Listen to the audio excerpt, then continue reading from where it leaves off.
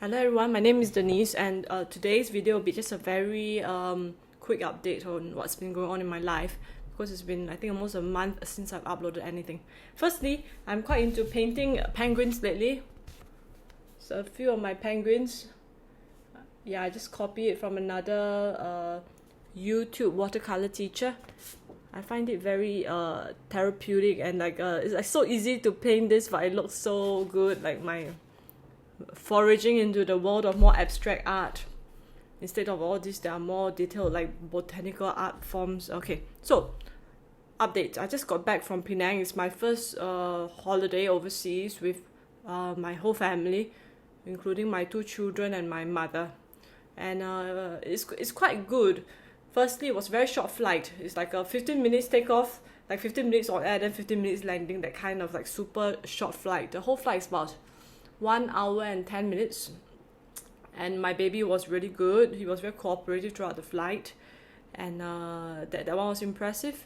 And the trip, right, we chose Penang because it's a near place, and we also chose a service apartment, which was a great choice because firstly there's a kitchen so that I can cook like porridge for my son, younger son, the 1-year-old baby, and also there's like a washing machine so I can wash the laundry for my family.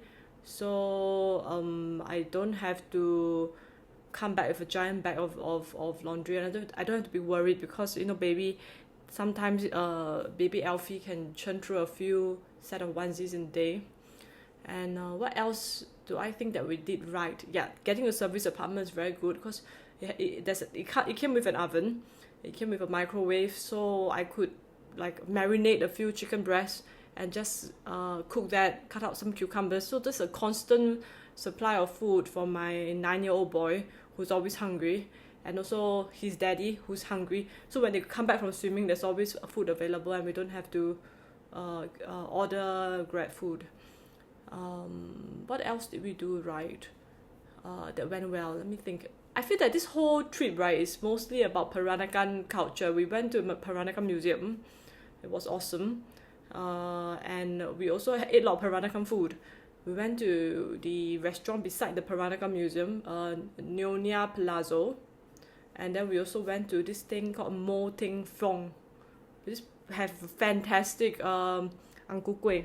So you see, ang ku kueh in Singapore, right? Sometimes I get it when people's baby like turn 1 month old. They send me the box of cakes and ang ku kueh, and I was like, oh, that's what ang ku kueh is. That tastes terrible. It's very different from the Penang ang ku kueh that tastes so divine. I think I ate 3 or 4 that day. I just kept ordering the green color pandang ang ku kueh. It was so awesome. So that's from Mo Ting Fong, which is about a 7 minutes car ride from the Peranakan Museum.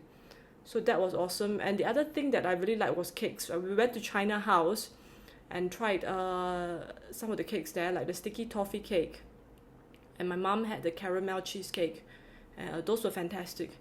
We also went to Moody Cow and got some of those giant cakes. That Moody Cow looks fantastic, very fancy, but the cakes are a little too sweet. But that's okay. In the end, I just the cake itself is okay, but the cheese frosting is really sweet. So I just took out the parts that are edible, and the rest I let my husband eat. He's when he's hungry, he eats anything. I know that's kind of like uncharitable and bad of me. Okay, what other things that I really enjoy? I think that we went to Space Dome, which was interesting for my 9-year-old child, and we tried the VR headsets, which is something that I really enjoyed. I thought I'll be dizzy and I wouldn't like it, but I enjoyed it. Maybe I will like visit Sandbox in Singapore one day to really go for 1 hour experience instead of a 15-minute thing. And then another thing that really stood out, I guess, let me think, where else did we go? Yeah, Antopia. There's this insect museum. Definitely not as posh and as well maintained as Gardens by the Bay, but their exhibits, right, the insects are fantastic. And my eldest son, the 9-year-old boy, Benedict, he loved it so much. So Antopia, and then the durian. After that, we went to a durian plantation nearby and had like durian by the roadside. That's a whole experience on its own. I finally know what a blackthorn durian is. It's something better than Mao Shan Wang, and I ate that.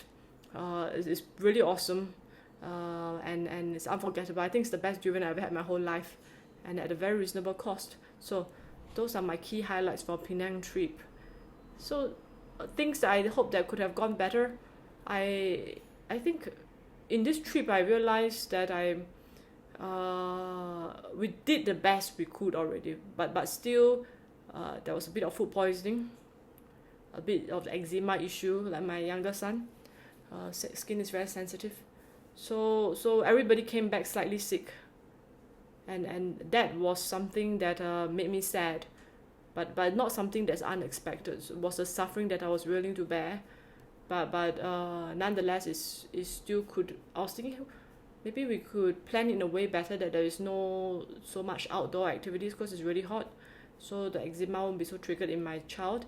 And also my mom, maybe be more careful in the restaurant selections. Like I think the Nona food was not bad. It's just that sometimes we grab back. We do not actually know which hawker we're getting from. Sometimes really, really low cost. And there was some street side food. I think all those were the possible suspects for the food poisoning. So all in all, it is kind of like amazing that I survived this trip and my whole family came back. We're all healthy in a way, although some of us are down. It just helps me to feel like there's so much more to this world than just working on my counseling business, and also it helps me realize like have a really immersive experiential experience of how it's like if my mom were to take on a more active role in her grandmothering, because in this 6 days together she was really very actively hands-on looking after the baby and the other son, together with Roy and myself. So it's a good feeling. Like, actually my mom can do it if she wanted to. She could step up and that's what the family could feel like. It's quite a good feeling. So that's enough of an update. Anyway, I'm so proud of my penguins. Actually, they are super easy to paint but look so good. And they really remind me of the penguins that we saw at the in Singapore.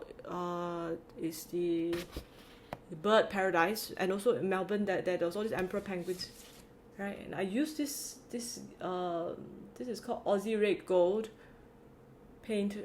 Roy says that the penguin looks so dirty, but this is exactly how they look like in real life in the enclosure. So if it's just white and black, not so realistic because there's a bit of this brown. That's why they look so good. Okay, I'll put the link at the back for the video where you can learn how to paint these penguins. Thank you so much. I know this might be a pointless video, but for me there's a point in it. So hope you enjoy it. Thank you. God bless.